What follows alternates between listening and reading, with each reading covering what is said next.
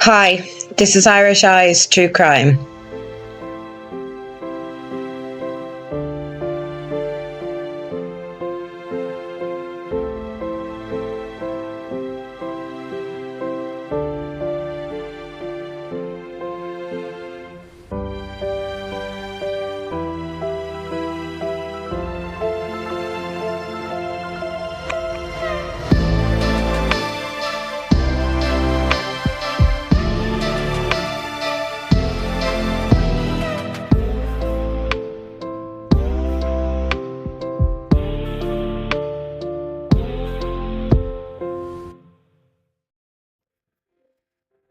Hi everyone, welcome back to Irish Eyes True Crime, and especially to my returning subscribers. Thank you. This video is for educational purposes only, and all footage used in my videos is of fair use.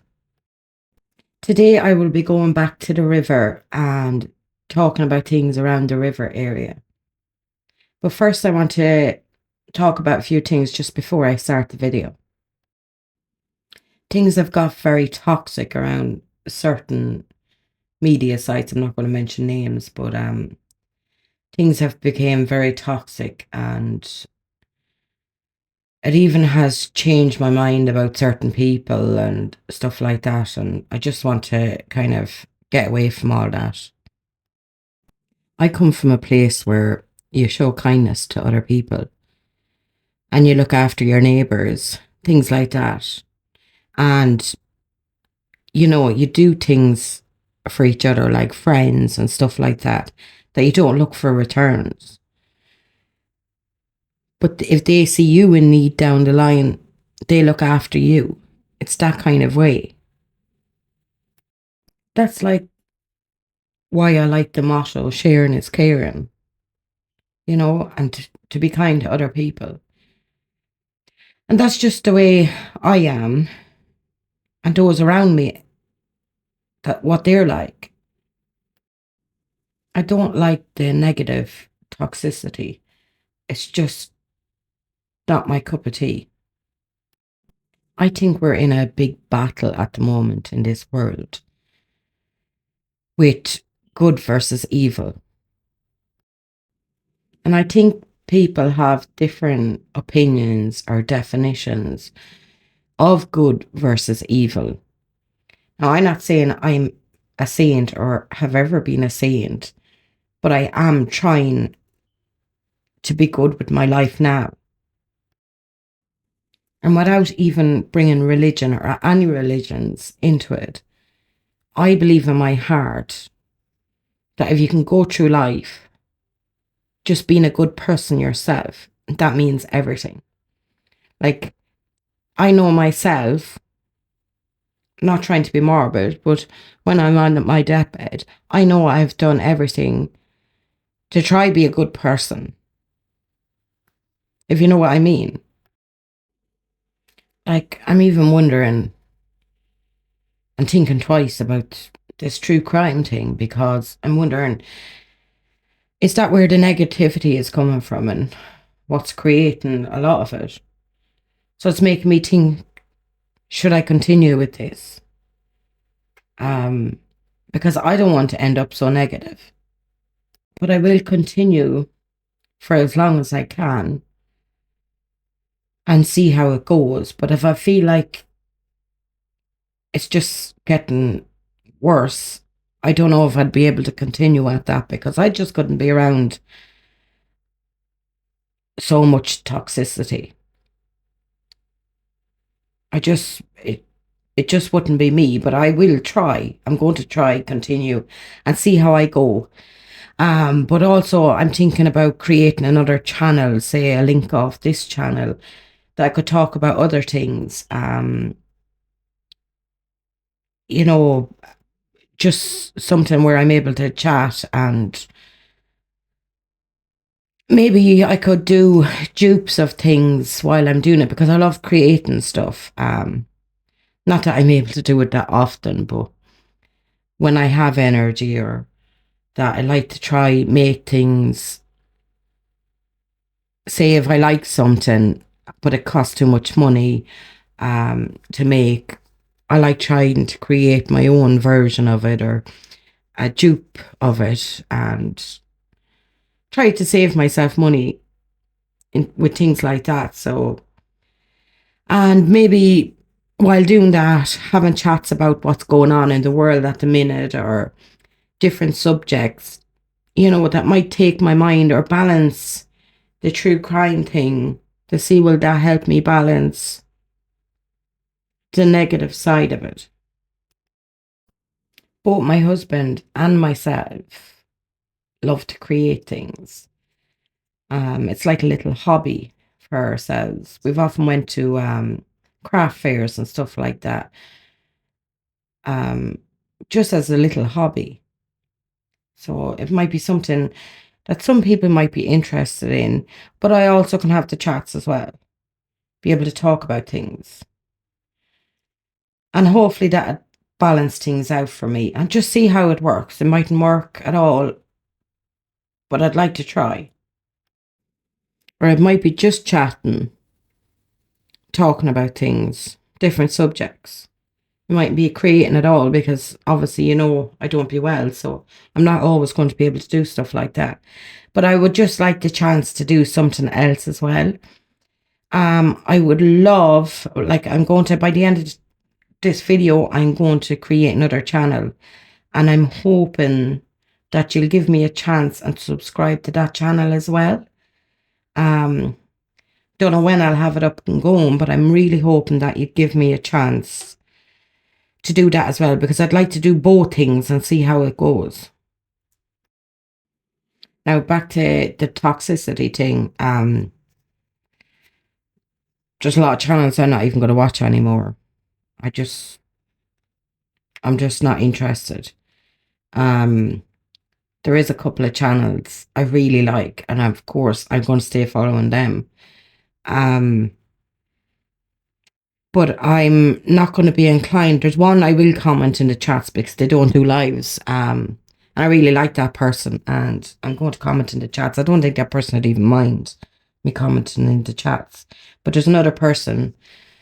I'll just comment in their lives because I don't even want people to see me commenting on the normal chats, because I don't want to drag my trolls over to their channels or for people to attack them just because they don't like me. I don't think it's fair, and I wouldn't like to do that because they're just nice people, and I just wouldn't like the negative thing on me being brought over to them. So that's the way I'm going to do it from now on anyway. And with some channels or some things, I just wouldn't bother looking at them. But as I say, the ones I do like, I'll continue to follow them and support them as much as I can. Because there's some lovely people, really nice people on YouTube. Now, I've said this, I don't know whether I said it on my videos or I said it in chats and stuff like that. I like the other creators go down different lines with regards to the Nicola Bulley case, because I don't know what happened to Nicola. So I love the fact that different creators are looking down different lines of inquiry, you might as well say, with regards to her case, because you never know what's going to come up. And I love the fact that people are looking at different parts of it. I think it's great. Now, as far as myself, I'm under no illusion that I could ever solve Nicola's case, because that's not possible. And I know for a fact I wouldn't be able to do that. That's down to the police and to Nicola's family. It's not up to me. And the only people that could even get this brought into a proper investigation is Nicola's family. All I can do is point out things that's already out there online that doesn't make sense. That's the only thing I can do. I can give opinions on things. and what I think happened, or what I think a certain person, why they look that way, or stuff like that. That's all I can do. I can't solve this case, and I'm certainly under no illusion that I could do that. I believe in my heart that something else happened to Nicola, and it wasn't an accident. That's what I feel in my heart. Now, I hope that someday the family will look at all creators, or even just themselves, and think about all the things that don't make sense. Because there's a lot of things, especially in the inquest, that they literally didn't prove that that was an accident. There's a lot of things for them to look at. And obviously, at the inquest, they weren't going to be able to think about all those things. But in time, I believe they will question a lot of stuff. And that's the way I feel. And yes, I do hope that one day that happens, and they realise the mistakes that were made in Nicola's case, because I honestly believe that she was failed so many times at that. Now, with regards to the videos on the family and friends, I'm still glad that I done them videos, because, as I said before, I have to look at everything in the case. And my intentions going into them videos was just to point out that how they also affected Nicola's case while it was going on. And the fact of using social media as well. And the fact that the people turning up in the village, how that came about. And so I'm not sorry that I did those videos. And I can't help the way it looks when I pointed out all that stuff. It doesn't change anything. That's the way it looks. I also wanted to say that because of my belief that something happened to Nicola, I believe it's now bigger than Nicola, and that somebody harmed her, or some people, and they're out there and could cause harm to other people.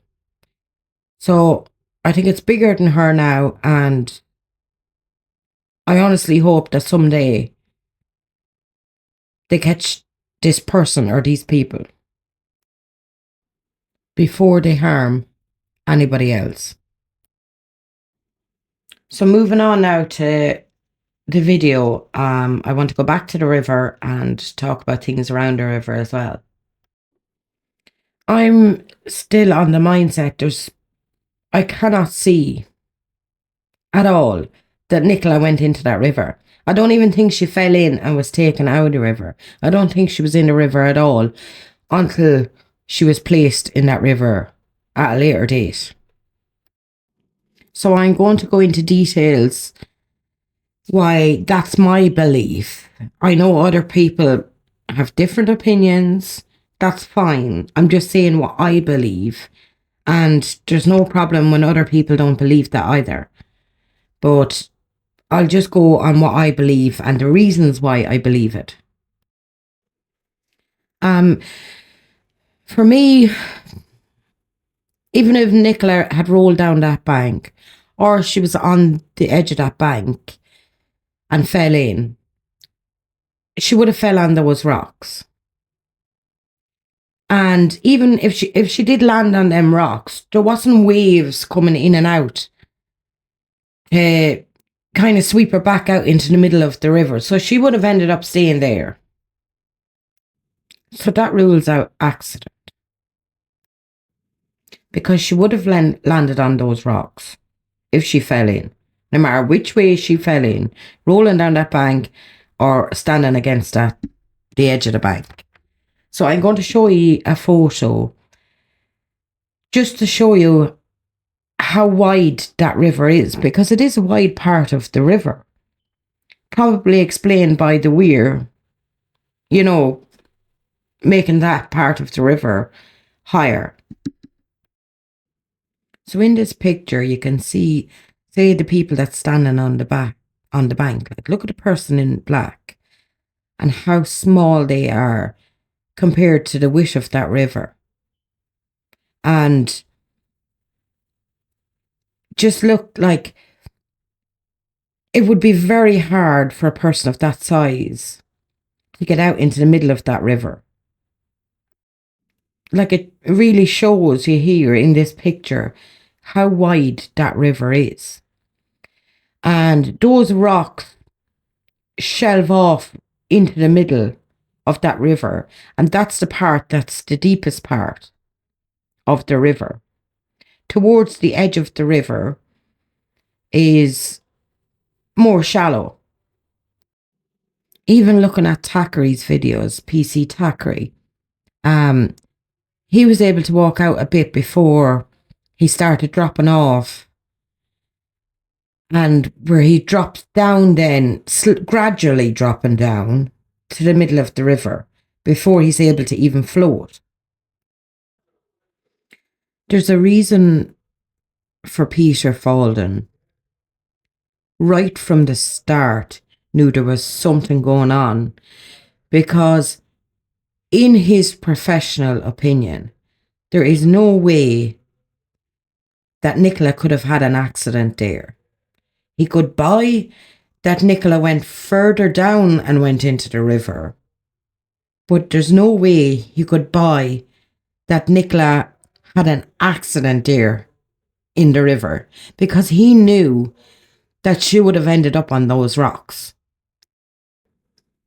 So yes, Peter had said that if Nicola was pushed really hard, she could have ended up past those rocks. Not that it would have launched her, say, into the middle, but launched her past those rocks. So I'm going to show you those clips of the videos right now. Right, well, we've got to look at the facts here, Patrick. Where the bench is, I was there last week with Paul, and we looked down and I showed him that at the moment there's a foot of water. On the day, it's been confirmed by the police, there's another foot confirmed by the Environment Agency. That would have been 2 feet of water that Nicola would have went into and landed on rocks. It does shelve off and it goes into deeper water in the middle.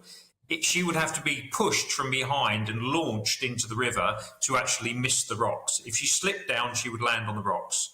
And the police divers, who are highly professional, searched that thoroughly that day, all the way down that strip. And from all my experience of averaging 10 drowning victims a year, about 6 suicides, we find them where they go down. And that's fact. They don't drift unless it's a really, really heavy flooded river, when they will move down. But it was not at the time, and that was confirmed by the family.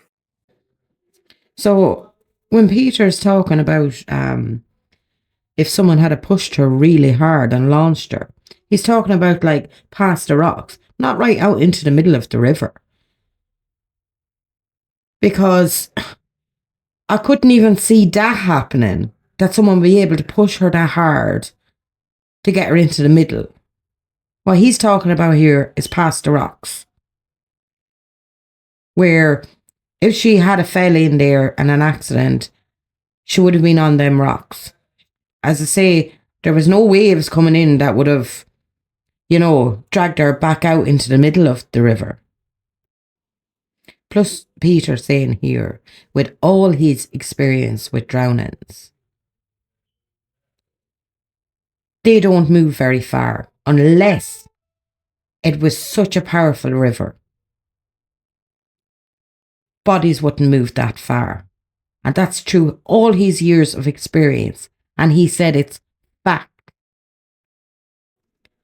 As I said, there was a reason for Peter to stick his neck out and stick his job on the line for what he had said, because in all his years' experience, that's what he knows. Well, if Nicola slipped down the bank, she would end up with a water just up probably to the top of her legs. Oh. If she went out into the middle, it's about 3.5, 4 meters deep. But to get down, the bench is quite a way back. So to actually get into the river, you would have to be pushed very hard or knocked out and shoved in the river. Or you, very unlikely that, I mean, the dog was dry here. So she hasn't, you know, I don't believe that she's just slipped down the bank. She was a very cautious lady. Talking to the family, she was a creature of habit, absolute creature of habit. And from her Strava data, the family said, Heather and the family said, she does not ever go near that river. She's really cautious. She takes the same route every morning. Every morning, total creature of habit here. And this is what doesn't stack up. None of this stacks up at all.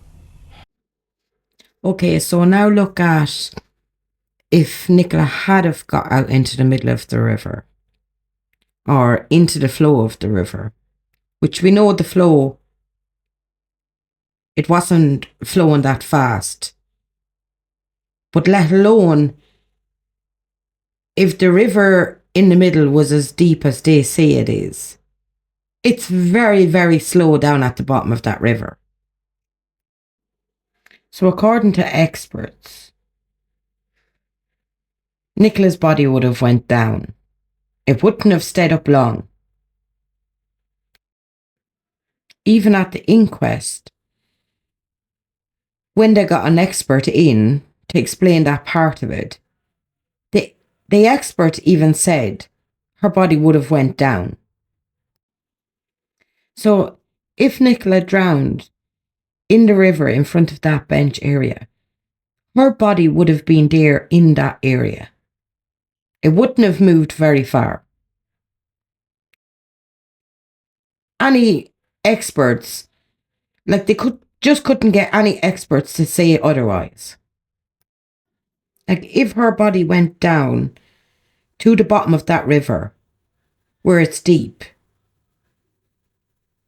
even if at the very top there's very little flow, but there's some flow, there is zero flow really down at the bottom, very little flow at all.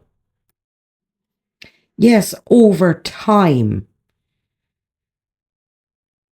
her body would have moved, and that would have been due to rainfalls and floods and stuff like that, but it would have took time for her body to get down to that weir. And remember, Mountain Fire and Rescue were there. The police divers were there that very day. And there's no way her body would have made it down there in that amount of time. It's not possible. Especially being at the bottom of the river. So if we were to look at the chances of, say, Nicola being knocked unconscious, we know that Nicola had no head injuries. So that's not possible that she was knocked unconscious. But there is a possibility that the cold water shock could have made her unconscious. Now, say if the cold water shock did make her unconscious, but she was in the floating position, say, with her face in the water, and she was unconscious, she would have drowned. But if she was unconscious and on her back, she could have floated away and down that river. But that'll bring you back to the point that Professor Tipton and that said at the inquest, that if Nicola had have floated, it would have actually saved her life. So let's say if Nicola was floating on her back because she was unconscious and she was travelling down that river she would have got to a point where PC Thackeray said you could get out of the river to a more shallower part. This is well before the weir, remember. If she was unconscious and floating along like that, she would have got to a shallower part, and obviously she would have woke up and been able to get out of the river. Also, which was said by the experts, given a certain amount of time, your body would adjust to the temperature of that water. So if Nicola was floating along, she would have met a shallower part, because you've seen it in PC Thackeray's videos. He actually had to get up and stand up and walk because he wasn't even able to get past certain areas. Like, it was just ridiculous, really, the testing that they done on that river. Look, you only have to look up the Float to Live campaign to see how a person can survive in rivers and the sea if they just float. So no, I wouldn't buy that either, that Nicola was unconscious going down that river, because it certainly couldn't have been from a head injury, so it would have been from shock. But she would have walked back up. And there's shallow parts well before the weir that PC Thackeray had to get up and walk. And if Nicola had been floating past there, she would have been stuck there somewhere. Because PC Thackeray couldn't even do a proper test on that river. PC Thackeray was alive while he was testing that river. He was helping himself down that river, walking parts of that river. There was no proper test done on that river. I don't believe Nicola was in that river at all, as I say, until she was placed in it later. She didn't have an accident in it. She wasn't pushed into the river. And she didn't float down that river. I'd be on the same mindset as Peter Falden. If someone had proved that Nicola went in further down the river, well and good. Chances of it then, yeah, there's more chances of it then, but no way in the area in front of the bench did Nicola go into that river. I found an article in the Lancashire Post, and I thought it was interesting. I said I'll read it out to you as well, especially when we're talking about the river again. It was published on the 5th of September, but this happened in January, the same month that Nicola disappeared and was found in the river later on. But this was the River Ribble, which is not too far away from St. Michael's either. Anyway, man who jumped into the River Ribble in January exposed himself in Avonham Park to get arrested. A court heard that Daniel Godkin, who leapt into the freezing River Ribble in January in an attempt to escape from police, twice exposed himself because he couldn't cope with living on the streets following his release from prison. I don't want to read out all the article because I don't want to get flagged on it, because YouTube doesn't like certain words and stuff like that, so I'm not going to read the whole article, but it says that he was originally arrested in January on suspicion of offences, but fled from police near his home in Walton Le Dale. He jumped into the icy River Ribble in London Road to escape and vanished, sparking a huge search by emergency services. He was later found after hiding in a wheelie bin and was taken to hospital, suffering from suspected hypothermia. Anyway, he survived and he was arrested, so it just goes to show you, in the same month, in an icy river, not too far away from St. Michael's, someone survived after jumping into the River Ribble. So anyway, now after I saying to you that I don't believe that Nicola went into that river, and I don't believe that she had an accident, that leaves Nicola with all those bruises. So she must have been, say, altercation, but I think she was attacked to have that amount of bruises, because it's a lot of bruises, and big bruises at that. And I don't think there was an altercation on that bank either, because that would have meant more than Nicola on that bank. And if there was an attack going on or an altercation, that would have left a lot of marks on that bank. So I don't think it was there that had happened. But it is possible that something could have happened in the lower field.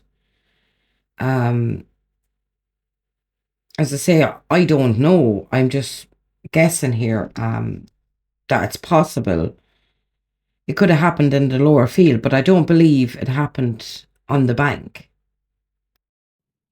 I also think about the harness and the harness moving by itself, and nobody is owning up to who moved that harness. There's something in that, and I definitely think it was got to do with a decoy, because of how it was moved on its own and nobody is owning up to it. So it's either it was never down the bank at all and it was an afterthought,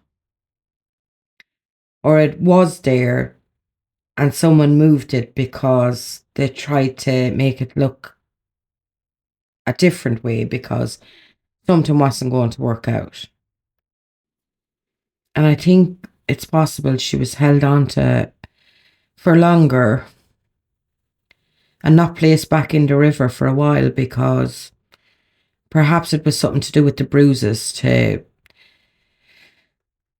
make it less noticeable for the pathologist when the pathologist went to do the post-mortem, that she wouldn't be able to distinguish between the bruises, because the longer obviously a body is decomposing, the harder it is to tell with stuff like that. Did you look at the amount of bodies of water that's around St. Michael's? It's unreal. There's so many of them, like even private ponds and stuff like that. I couldn't believe it, the amount. I never seen anything like it, really, in maps, the amount of bodies of water. So, I mean, what's to say that Nicola wasn't held in another body of water and moved at a later date, when the police were no longer searching in certain areas? Everybody knows that police wouldn't have the resources to search many bodies of water. Like, look, the amount of resources they had to put into the river. And it wouldn't have been possible to even look in other bodies of water. I'm going to leave it there about the river now for the moment. Like, you know me, I could go back to stuff like this, but I need to get moving on to the video on the police and Adley and, the pathologist. I want to get back to that as well. And in order for me to do that, I want to do a video before that on corruption. And you really need to see this in order for me to do the police video. I have a very interesting case that I want you to see, and how things like this can happen.